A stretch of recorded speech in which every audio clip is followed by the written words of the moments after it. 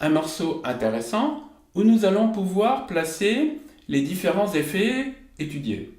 Des rolls, il y a beaucoup de rolls dans ce morceau, du trebling, ligne 4, et du cross bowing à la fin. D'abord, ligne 1 et 2. On a 4 noirs pointés, les fa dièse, donc 4 rolls possibles.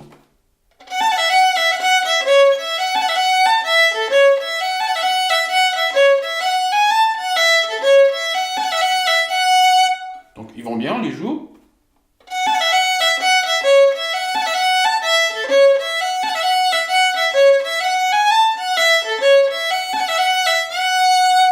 Donc avec les nuances qu'on va travailler, bien étalées sur la note, donc un peu moins vite.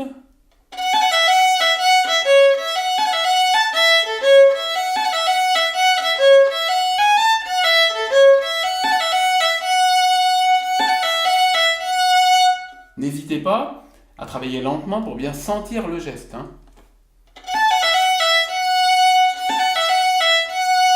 Pour bien sentir le geste. Ensuite, on va essayer de retarder le roll, le faire le plus tard possible. Donc forcément, on va jouer le roll un peu plus vite.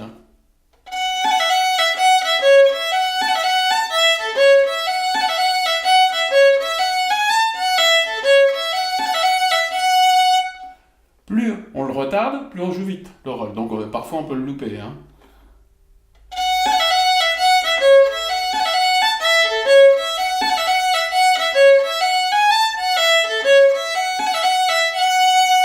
Donc il y a une subtilité qui est intéressante à travailler. Au début aussi.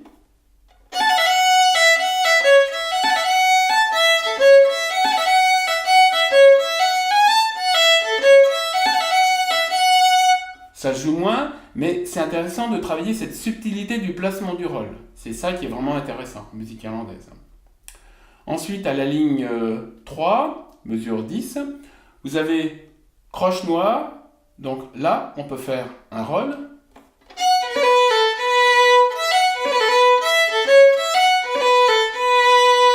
Vous voyez, je ne fais pas le roll qui est attendu. On aurait tendance à penser à faire un roll sur les noirs pointés des mesures 9 et 11. Et je fais l'inverse. Là, je ne fais pas de roll. Et je fais un roll, par contre, à la mesure 10 sur le rythme croche noire. Moi, je le sens comme ça. Je trouve ça plus joli. De toute façon, il ne faut pas non plus qu'il y ait trop de roll. Je préfère le jouer comme ça. C'est à vous de... Moi, je vous explique les pistes, comment ça marche. Il faut faire vos essais pour trouver ce qui vous plaît à vous.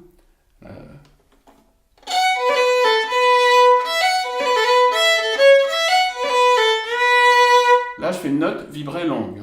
Je préfère comme ça. Ensuite, ligne 4. Là, on a 3 rolls qu'on peut jouer sur le rythme croche noire.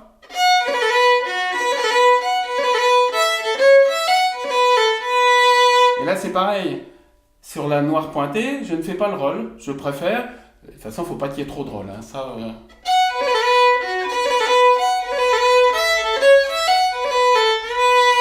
On peut faire un petit glissé aussi du premier doigt. Et là, sur le rythme, les deux croches face ici, sur le rythme croche noire, et sur la noire, je peux faire un trait de ligne.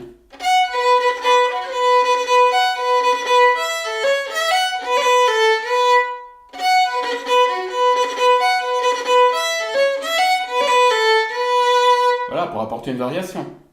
C'est possible. Ensuite, à la fin, sur les 2 dernières lignes, là j'ai du cross bowing. Alors je vais pousser la noire et donc tirer la descente, faire tirer pousser. Je recommence doucement. Vous voyez, je peux en plus tirer les accords. Voilà, donc ça c'est intéressant. Vous voyez ?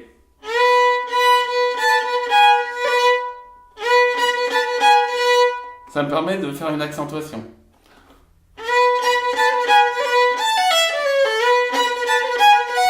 Voilà, donc ça c'est sympa, c'est intéressant. Et je peux aussi décaler, c'est-à-dire faire des liaisons à contre-temps, comme ceci. Voilà, je change de sens d'archet sur le temps faible, sur le si, pas sur la descente.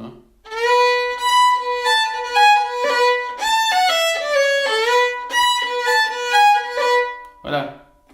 Donc ça, c'est aussi une variation qui est intéressante à travailler.